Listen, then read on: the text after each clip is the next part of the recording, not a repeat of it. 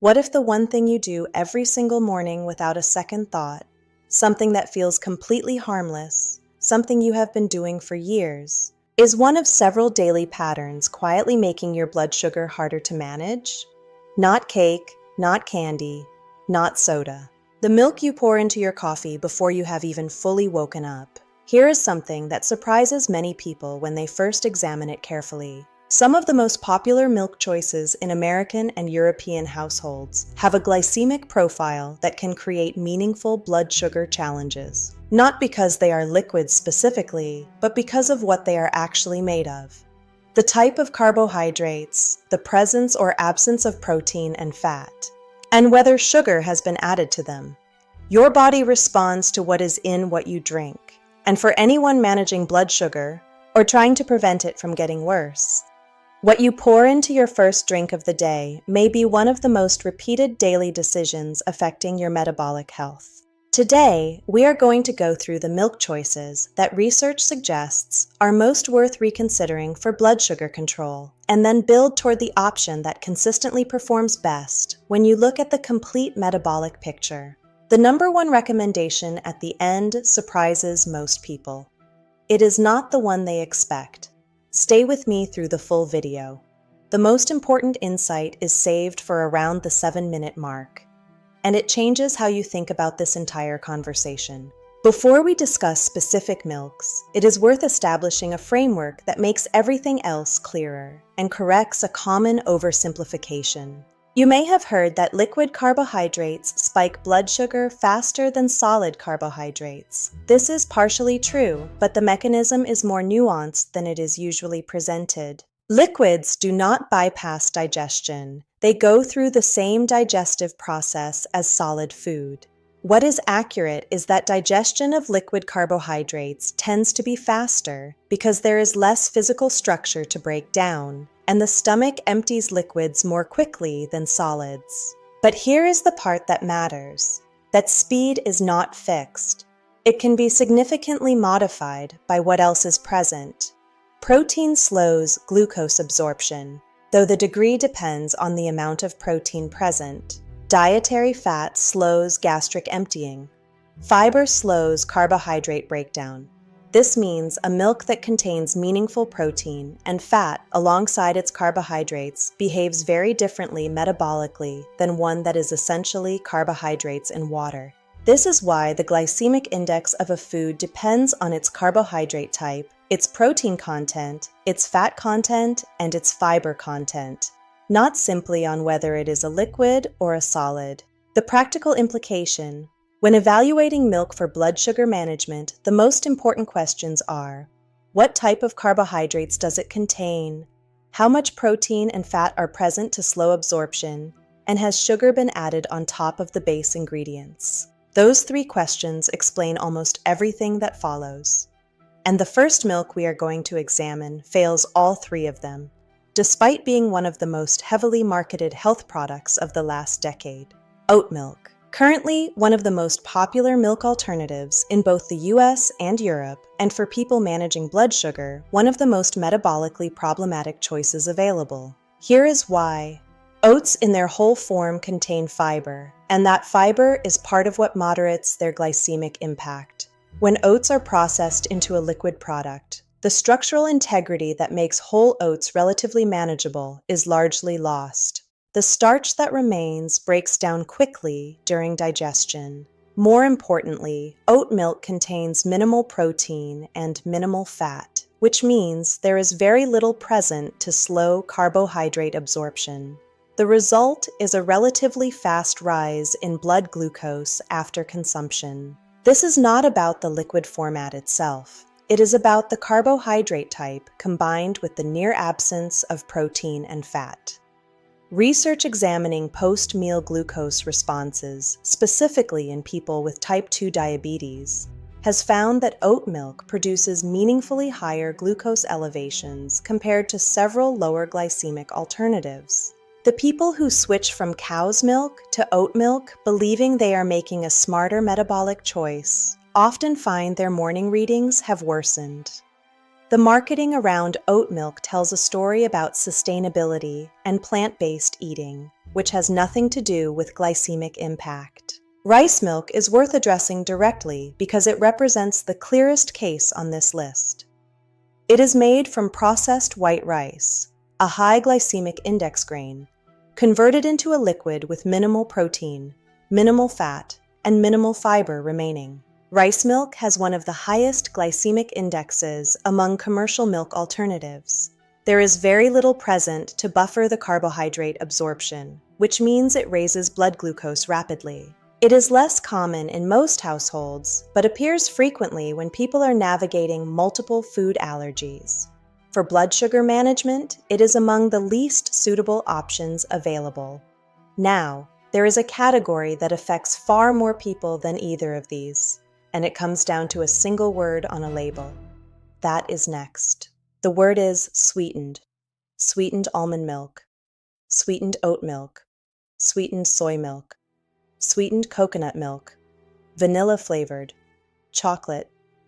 Any milk product with added sugar belongs in this category, and it represents some of the most deceptive packaging in the grocery store for people managing blood sugar. A single serving of many sweetened plant-based milks contains 8 to 12 or more grams of added sugar. Across 2 or 3 uses per day, morning coffee, cereal, afternoon drink, that can add 25 to 35 grams of added sugar to daily intake from a product whose front label shows almonds, oats, or coconuts and communicates health and naturalness. The added sugar is on the back label, in the nutrition facts, on the added sugars line. And because most people do not re-examine labels on products they buy routinely, this information goes unread week after week.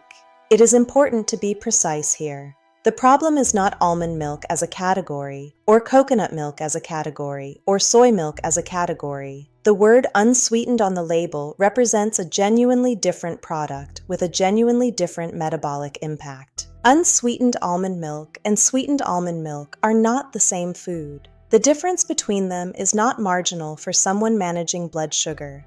It is one of the most consequential single-word differences in the dairy aisle.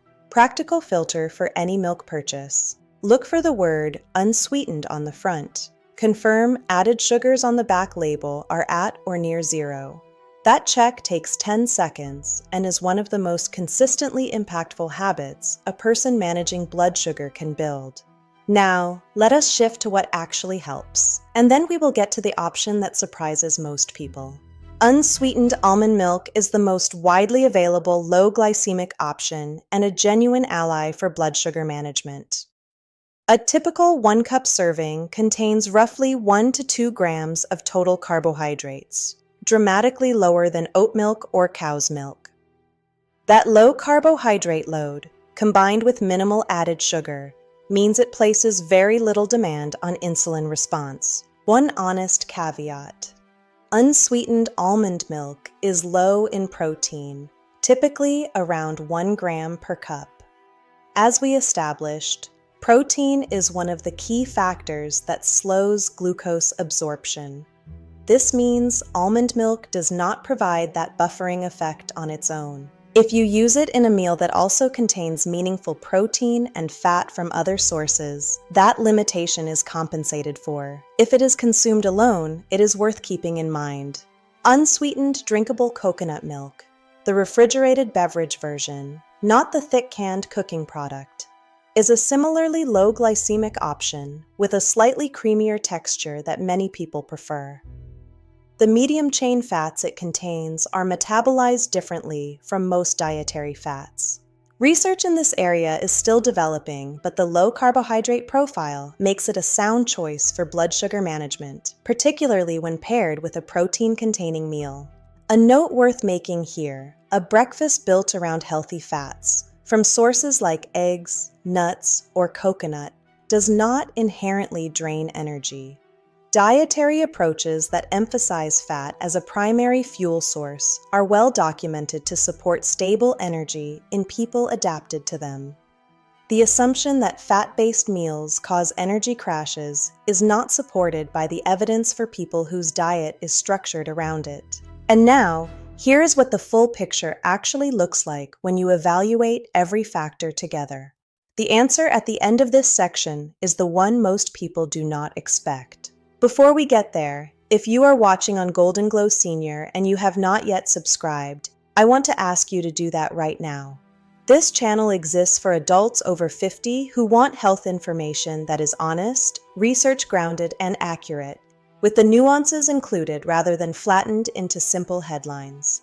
If this video is giving you clarity that other sources have not, subscribe and turn on notifications. New content every week, then come straight back. The most important part of this video is immediately ahead. The milk that performs best for blood sugar management.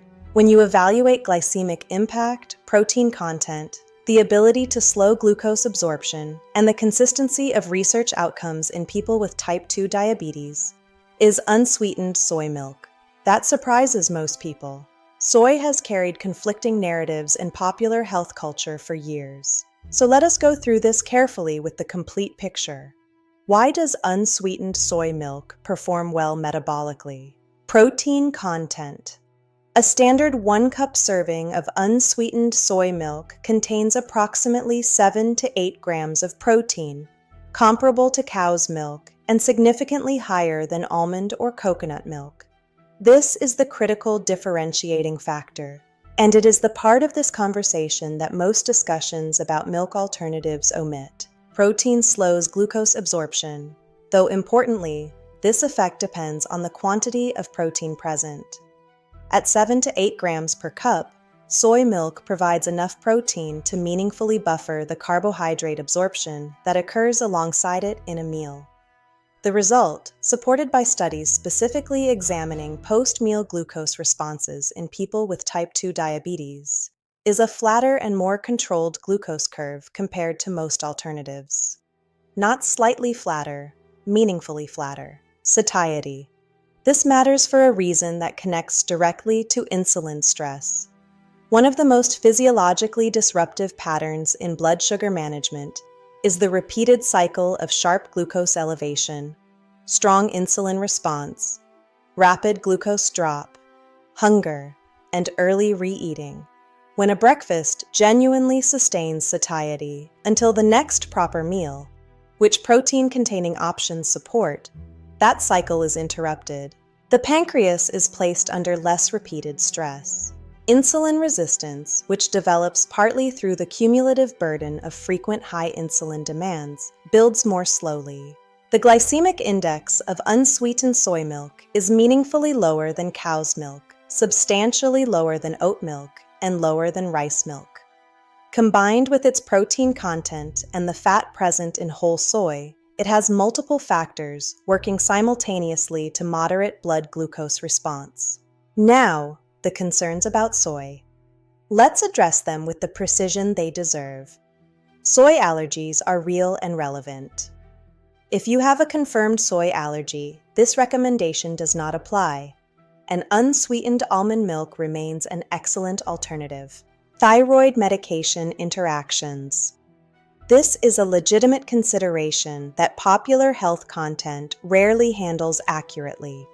Soy does not damage thyroid function in adults with adequate iodine intake. However, compounds in soy can interfere with the absorption of certain thyroid medications, specifically levothyroxine, if consumed at the same time. The standard guidance is to take thyroid medication on an empty stomach and space soy consumption away from that timing. If you are on thyroid medication, discuss the timing with your physician. This is a medication absorption issue, not a toxicity issue. For the majority of adults without these specific circumstances, the evidence from large-scale studies does not support the concerns that circulated in popular media about soy's hormonal effects. Major health organizations reviewing this research have found no evidence of harm from moderate consumption of soy-based foods in adults. When evaluated on what it does to blood glucose in people with type 2 diabetes, with the honest acknowledgement of relevant drug interaction considerations, unsweetened soy milk performs better than nearly every other widely available option. That is the complete picture. And now, the broader context that makes it all make sense. Here is something that deserves to be said clearly before we close, because it is often left out of these conversations. No single milk choice controls blood sugar, not soy milk, not any milk. Blood sugar management in the long term depends on a system of factors working together. Diet overall, not individual foods in isolation, but the consistent pattern of what you eat across days and weeks.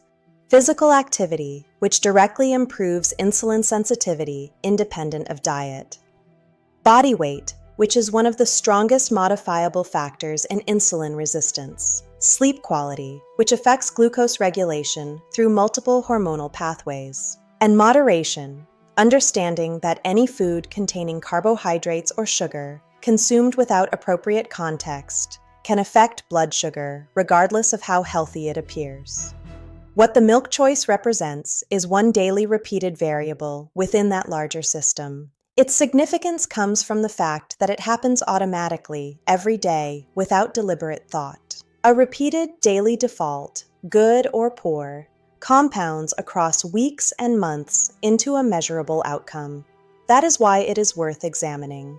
Not because it is the whole answer, but because it is a consistent daily input that is easy to optimize and produces visible feedback relatively quickly. The people who manage blood sugar most successfully over the long term are not the ones who found one perfect food or one perfect swap.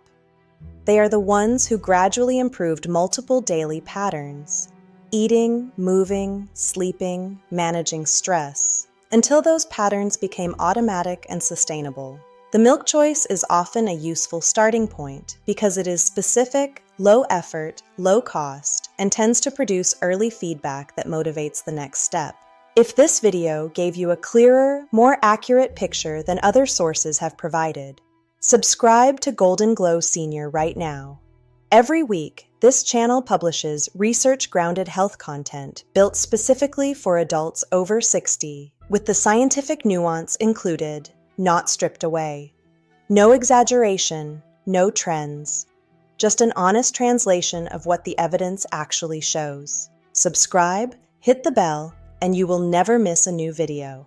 Let's close with the complete, honest summary. Oat milk, fast-digesting carbohydrates, minimal protein and fat to slow absorption, meaningful glycemic impact. Not the healthy blood sugar choice its marketing implies.